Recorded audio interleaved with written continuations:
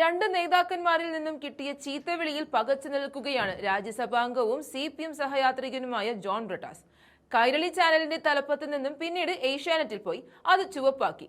പിന്നീട് തിരികെ എത്തി വീണ്ടും കൈരളിയിൽ ചെന്ന് ചാടിയ ബ്രിട്ടാസ് ഇപ്പോൾ CPMന്റെ ദേശീയ മുഖമാണ്. പിണറായിയുടെ പ്രീതിയിൽ ഒപ്പിച്ചെടുത്ത MP സ്ഥാനവും കൊണ്ട് ഡൽഹിയിൽ പോയി മൂത്ത സഖാവ് കളിക്കുകയാണ്. കഴിഞ്ഞ ദിവസം നടൻ വിനായകൻ ജോൺ ബ്രിട്ടാസിന് നേരെ തെറിയഭിഷേകം നടത്തിയത് ഞെട്ടലോടെയാണ് കണ്ടത്. CPM നേതാക്കളെ കാര്യമായി കടന്ന് ആക്രമിക്കാത്ത വിനായകൻ പക്ഷേ ബ്രിട്ടാസിനെ ചീത്ത വിളിച്ച് നാശമാക്കി. ജന്തർ മന്ദിർ സമരം ഹൈജാക്ക് ചെയ്യാതെ വല്ല പണിയും എടുത്ത് ജീവിക്കുക എന്നായിരുന്നു വിനായകന്റെ ഫേസ്ബുക്ക് പോസ്റ്റ്. ഈ ക്ഷീണത്തിൽ നിൽക്കുന്ന ജോൺ ബ്രിട്ടാസിന്റെ അമ്മയ്ക്ക് വിളിച്ചിരിക്കുകയാണ് തമിഴ്നാട്ടിൽ നിന്നുള്ള MP തമ്പിദുരൈ. തമ്പിദുരൈയുടെ വായിൽ കോലിട്ട് കുത്തിയാണ് ബ്രിട്ടാസ് അമ്മയ്ക്ക് വിളി കേട്ടത്. സംഭവം ഇങ്ങനെയാണ്. പാർലമെന്റിൽ ഘോരം പ്രസംഗിക്കുകയായിരുന്നു തമ്പിദുരൈ. ADMKയുടെ രാജ്യസഭാംഗമായതുകൊണ്ട് തന്നെ മുൻ മുഖ്യമന്ത്രി ജയലളിതയെ അമ്മ എന്ന് വിശേഷിപ്പിച്ചാണ് അദ്ദേഹം പ്രസംഗം തുടർന്നത്. ADMK MP അമ്മ എന്ന് വിശേഷിപ്പിച്ചാൽ അത് ജയലളിതയാണെന്ന് ഏത് കൊച്ചുകുട്ടിക്കും അറിയാം, ബ്രിട്ടാസിനും അറിയാം. എന്നാൽ തമ്പിദുരൈയുടെ തൊട്ടു പിന്നിലിരുന്ന് ബ്രിട്ടാസ് ഏതമ്മ എന്ന് ഇംഗ്ലീഷിൽ ചോദിച്ചുകൊണ്ടിരുന്നു. ഒന്നും രണ്ടും തവണയല്ല, ആവർത്തിച്ചുകൊണ്ട് തമ്പിദുരൈയെ പ്രകോപിപ്പിച്ചുകൊണ്ടാണ് ബ്രിട്ടാസ് സംസാരിച്ചത്. ഏത് അമ്മ എന്ന് ആവർത്തിച്ചുള്ള ചോദ്യത്തിൽ അസഹനീയത പ്രകടിപ്പിച്ച തമ്പിദുരൈ ഉടനടി തിരിച്ച് ബ്രിട്ടാസിനോട് പറഞ്ഞു നിന്റെ അമ്മയെന്ന്.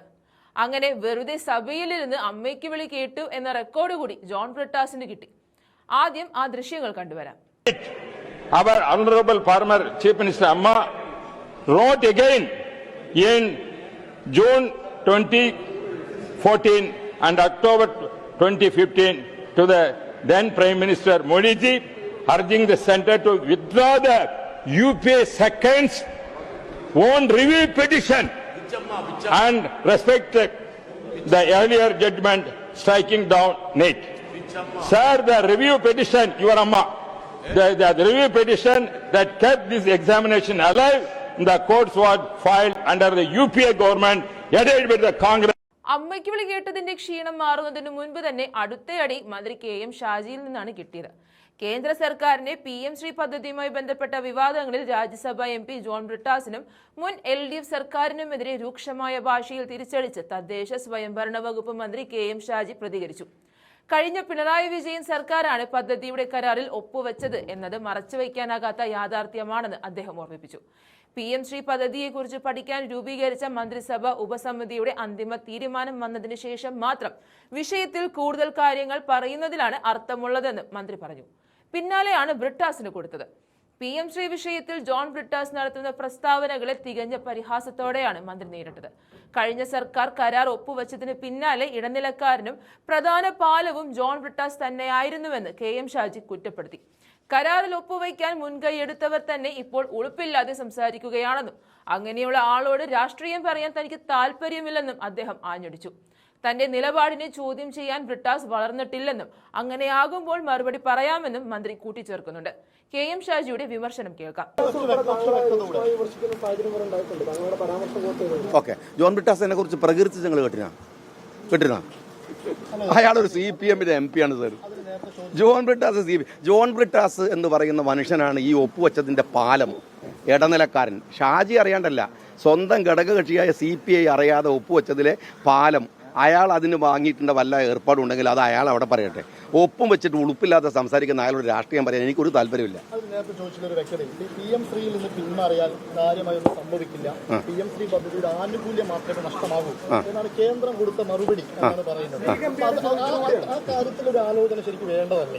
ആലോചിക്കാം ഞങ്ങള്, അതിനല്ലേ സബ് കമ്മിറ്റി ഉണ്ടാക്കിയത്. ആലോചിക്കാം.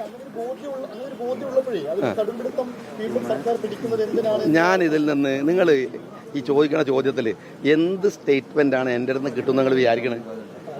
ഒരിക്കലും ഞാൻ പറയാം അതിന്റെ മെറിറ്റിൽ ഒരു സ്റ്റേറ്റ്മെന്റ് എനിക്ക് തരാൻ കഴിയില്ല. കാരണം എന്താ വെച്ചാൽ അത് ക്യാബിനറ്റ് ഞാൻ പറഞ്ഞല്ലോ, ഞാൻ വിമർശിക്കുകയാണ് ചെയ്തത്. ജോൺ ബ്രിട്ടാസ് ഇടനിലക്കാരനായിട്ട് സർക്കാർ ഒപ്പുവെക്കുകയാണ് ചെയ്തത്. വിമർശനം ഒപ്പുവെക്കൽ ഒരുപോലെ കാണുന്നത് ഒരുപോലെ. ഞങ്ങളതിനെ റെക്ടിഫൈ ചെയ്യാൻ ഒരു ക്യാബിനറ്റ് സബ് കമ്മിറ്റി ഉണ്ടാക്കിയിരിക്കണു. ആ സബ് കമ്മിറ്റിയിൽ അംഗമാണ് ഞാൻ. നിങ്ങൾ എന്നെ എത്ര പ്രകോപിപ്പിച്ചാലോ ഞാൻ അതിലെന്ത് സ്റ്റേറ്റ്മെന്റ് പറയുന്നതായിരിക്കണ്ടോ?